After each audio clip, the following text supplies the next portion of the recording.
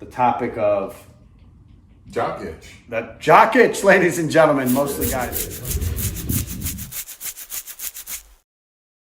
So, Mark, how long did you have jock itch before you knew you had jock itch? Oh, I knew it right away. As we most all do. First indication you got it, you itch. Okay, so how many different things did you do to try to get rid of it? I tried all kinds of stuff. Well, tell them what'd you do? I tried over-the-counter remedies for quite a while, and that didn't work. So I went to my doctor, and he prescribed some ketoconazole. I think that's what it's called. But, that worked briefly, but then it just kept on coming back. So I kept on trying it for months, and none of that stuff worked. I mean, over time, it stopped working. So when all the medications that you were given didn't work long-term or solve the root, how did you come to the conclusion of what you were going to do naturally? Well, years ago, I had a friend's father was in a motorcycle accident, and he hurt his foot. His foot was crushed, and it wouldn't heal. So he stuck his foot out, and he went out and he just let his foot in the sun. He would sit out in his backyard with his foot, just let the sun shine on his foot. And he went back to the doctor, a couple of weeks later, and they're all excited. Oh, what happened? He said, I stuck my foot in the sun. And it just started healing. So that's when I got the idea, after all these medications not working. I said, well, I need to go out. I'm going to try the sun. Because I was desperate. I mean, it just wasn't stopping, So you scared all the neighbors?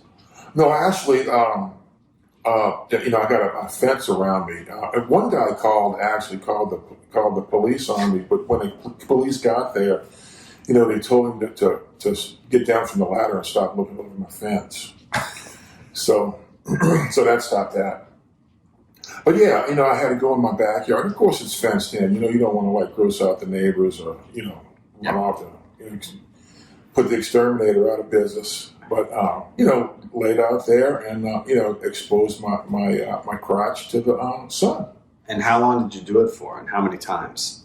It took me about 3 15-minute episodes. Now I had to be careful. That's a very delicate area down there. You just don't want to go hit it with the sun because you're going to get sunburned right away.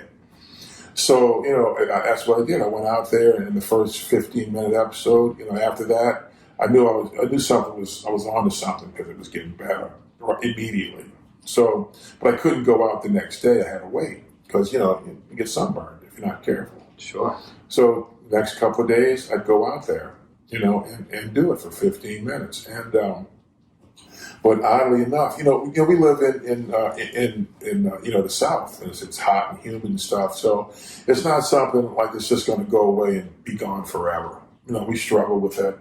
Has it come back since you got rid of it? Not really, but I just keep up with it because it's the sweat. So do you ball bathe on a regular basis now, or do you ball bathe on a regular? What do ball bathe? Expose yourself to the sun. Oh, ball bathe. Oh, yeah. Oh, well, yeah. Well, yeah. I do it, like once a week, just to make sure because it's real hot. Now, another thing a lot of people don't realize is that, you can get jock itch under your arms. Your arms are itchy and stuff like that. So that's the same thing. Lay out in the sun, keep your arms up, sun your underarms and stuff, and it goes away. And women get it too. They just don't talk about it. So I think the takeaway here is that the sun is necessary for us for vitamin D and for just natural healing. If we weren't meant to be in the sun, it wouldn't show up every single day and light the earth for periods of time on different parts for us to all mobilize. So thanks, man. Thanks for sharing. My pleasure.